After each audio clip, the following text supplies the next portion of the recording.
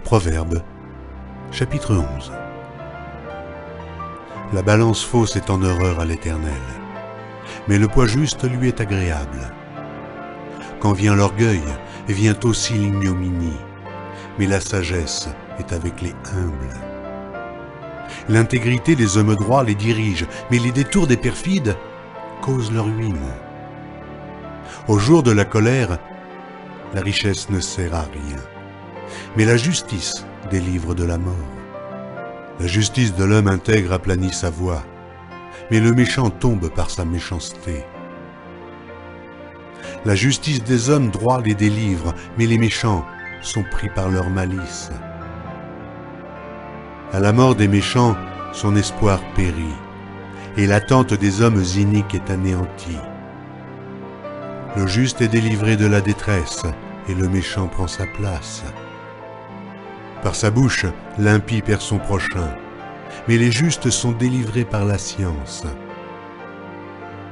Quand les justes sont heureux, la ville est dans la joie, et quand les méchants périssent, on pousse des cris d'allégresse.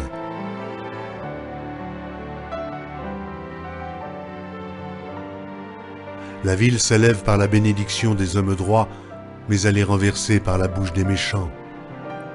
Celui qui méprise son prochain est dépourvu de sens, mais l'homme qui a de l'intelligence se tait. Celui qui répand la calomnie dévoile les secrets, mais celui qui a l'esprit fidèle les garde. Quand la prudence fait défaut, le peuple tombe, et le salut est dans le grand nombre des conseillers.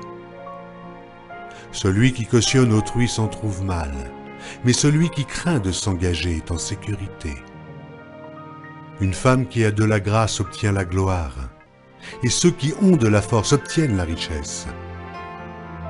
L'homme bon fait du bien à son âme, mais l'homme cruel trouble sa propre chair. Le méchant fait un gain trompeur, mais celui qui sème la justice a un salaire véritable. Ainsi la justice conduit à la vie, mais celui qui poursuit le mal trouve la mort. Ceux qui ont le cœur pervers sont en abomination à l'Éternel, mais ceux dont la voie est intègre lui sont agréables. Certes, le méchant ne restera pas impuni, mais la postérité des justes sera sauvée. Un anneau d'or au nez d'un pourceau, c'est une femme belle et dépourvue de sens. Le désir des justes, c'est seulement le bien. L'attente des méchants, c'est la fureur. Tel qui donne libéralement devient plus riche, et tel qui épargne à l'excès ne fait que s'appauvrir. L'âme bienfaisante sera rassasiée, et celui qui arrose sera lui-même arrosé. Celui qui retient le blé est maudit du peuple, mais la bénédiction est sur la tête de celui qui le vend. Celui qui recherche le bien s'attire de la faveur, mais celui qui poursuit le mal en est atteint. Celui qui se confie dans ses richesses tombera, mais les justes verdiront comme le feuillage.